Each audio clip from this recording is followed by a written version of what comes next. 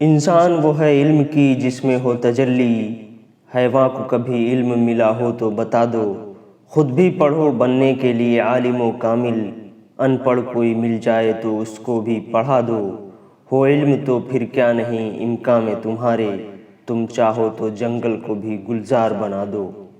اے میرے پیارے طلباء و طالبات، آپ ملک و قوم کا مستقبل ہیں۔ آپ ہی ہیں جو اپنے والدین کے خواب و خواہشات کو پورا کر سکتے ہیں۔ آپ ہی ہیں جو جہالت کو مٹا کر علم کے علم کو بلند کر سکتے ہیں۔ بس ضرورت ہے آپ کے بیدار ہونے کی، بس ضرورت ہے آپ کے سنجیدہ ہونے کی، بس ضرورت ہے خود کو تعلیم کے لیے وقف کرنے کی، بس ضرورت ہے یکسوئی سے تعلیم حاصل کرنے کی۔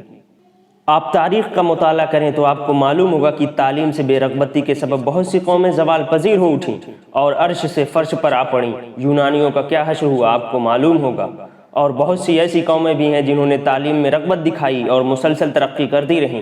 مغربی ممالک کی ترقی کا راز ان کی تعلیم ہی میں مضمر ہے۔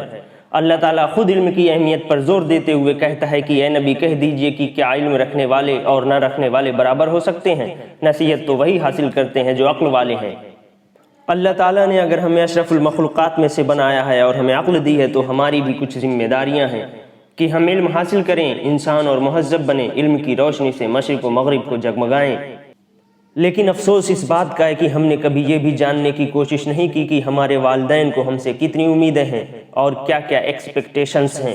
میں ذاتی طور پہ خود کئی ایسے والدین سے مل چکا ہوں جنہیں اپنے بچوں سے بڑی امیدیں ہیں۔ ان کے دل میں خواہش اور آنکھوں میں امید کی چمک ہے، جو چاہتے ہیں کہ کسی طرح ان کی اولاد تعلیم یافتہ ہو جائے اور ان کا نام روشن کرے۔ وہ اپنا پیٹ کاٹ کر اپنی ضروریات کو مار کر اپنے بچوں کی تمام ضرورتیں پوری کرتے ہیں، صرف اور صرف اس امید میں کہ ان کے بچے تعلیم یافتہ ہو کر ان کے سارے دکھ دور کر دیں گے۔ تو اے میرے پیارے طلبہ، کم سے کم اپنے والدین کی امید و خواہشات کا خیال رکھو اور یکسوئی سے تعلیم حاصل کرو۔ یہی وہ وقت ہے جس میں آپ اپنے مستقبل کو بنا بھی سکتے ہیں اور بگاڑ بھی سکتے ہیں۔ خدا را اپنے اور قوم کے مستقبل کو تباہ مت کرو۔ حدیث شریف میں نبی کریم صلی اللہ علیہ وسلم کا فرمان ہے کہ علم حاصل کرنا ہر مسلمان مرد و عورت پر فرض ہے۔ جو شخص علم حاصل کرنے کے لیے نکلے وہ جب تک اپنے وطن واپس نہ لوٹے اس وقت تک اللہ کی راہ میں جہاد کرنے والے کے مانند ہے۔ آپ کوئی عام انسان نہیں ہیں بلکہ آپ اپنے والدین کی امید ہیں، آپ ملک کا مستقبل ہیں، آپ آنے والے وقت میں قوم کے رہبر ہیں۔ آپ لوگوں ہی میں سے بے شمار سائنسداں، کئی انجینئر، لاتعداد ڈاکٹر اور بہت سے مسلح پیدا ہوں گے جو ملک کو ترقی اور قوم کو بلندی عطا کریں گے۔ آپ ذہین ہیں، باشعور ہیں، عقل مند ہیں، اس میں کوئی دو رائے نہیں، بس اگر ضرورت ہے تو آپ کے سنجیدہ ہونے کی اور تعلیم میں دلچسپی لینے کی۔ آپ کوئی نغمہ سنتے ہیں تو وہ آپ کو فوراً یاد ہو جاتا ہے، لیکن سوالوں کے جوابات کیوں یاد نہیں ہوتے؟ کیونکہ آپ کو جوابات یاد کرنے میں دلچسپی ہی نہیں ہے۔ تو اے میرے عزیزو، ابھی وقت ہے یاد کرنے میں اور پڑھنے میں دلچسپی لو، ورنہ نہ سمجھو گے تو مٹ جاؤ گے ہندوستان والو، تمہاری داستاں تک بھی نہ ہوگی داستانوں میں۔ یہ جو وقت ملا ہے اس کو غنیمت جانو۔ کووڈ-19 کے سبب آمد و رفت اور اسکول و کالج سب بند پڑے ہیں، لیکن آپ کی قسمت اور عقل بند نہیں ہے۔ اس خالی وقت کا جائز استعمال کرو اور تعلیم پر توجہ دو۔ یوں وقت ضائع نہ کرو بلکہ گھر پر کتابوں کا مطالعہ کرو تاکہ آئندہ پچھتانا نہ پڑے، کیونکہ سدا عیش دورہ دکھاتا نہیں، گیا وقت پھر ہاتھ آتا نہیں۔ کیا آپ صحابہ کرام، تابعین اور تبع تابعین کے حالات زندگی سے واقف نہیں ہیں جو ایک ایک حدیث جاننے کے لیے سینکڑوں میل پیدل چلتے تھے؟ کیا آپ لال بہادر شاستری کو نہیں جانتے جنہوں نے اسکول تک پہنچنے کے لیے گنگا کو تیر کر پار کیا؟ کیا آپ مائیکل فراڈے نامی سائنسداں کو نہیں جانتے جو غربت کے سبب کتابوں پر جلدیں چڑھا کر گزارا کرتا تھا اور جلد چڑھانے کے لیے آئی کتابوں کو پڑھ پڑھ کر ایک دن ایک عظیم سائنسداں بن گیا؟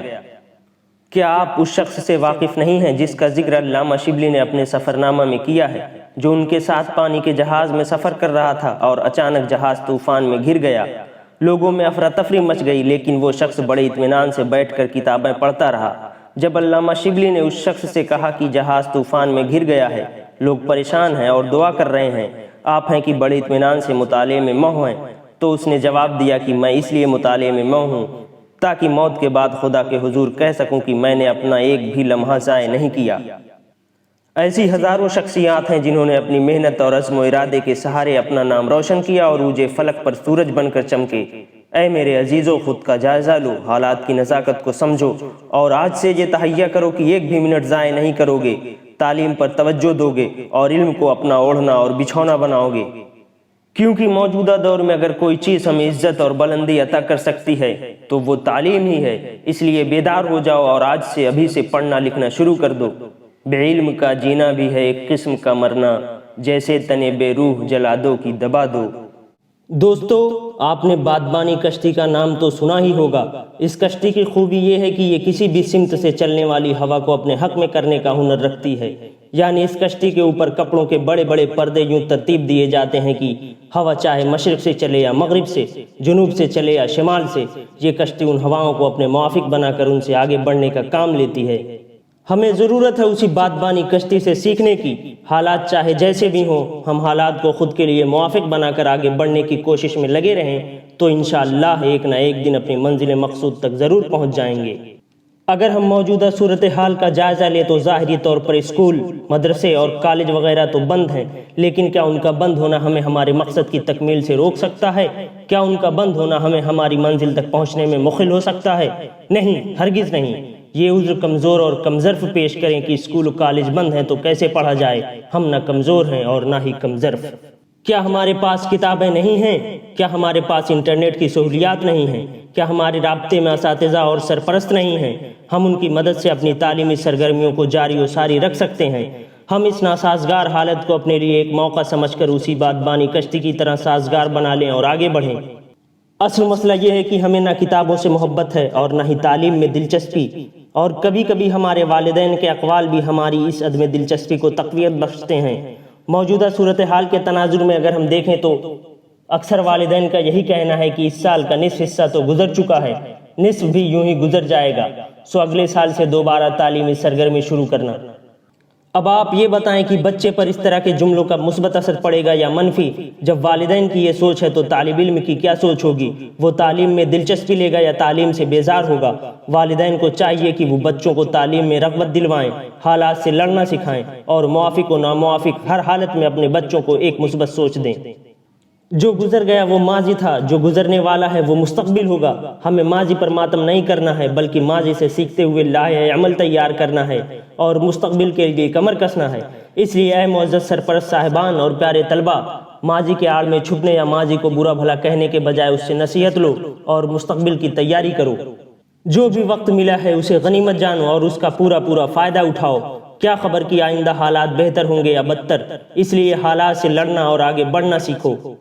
کم ظرف ہیں جو حالات کو روتے ہیں، باظرف تو حالات بدل دیتے ہیں۔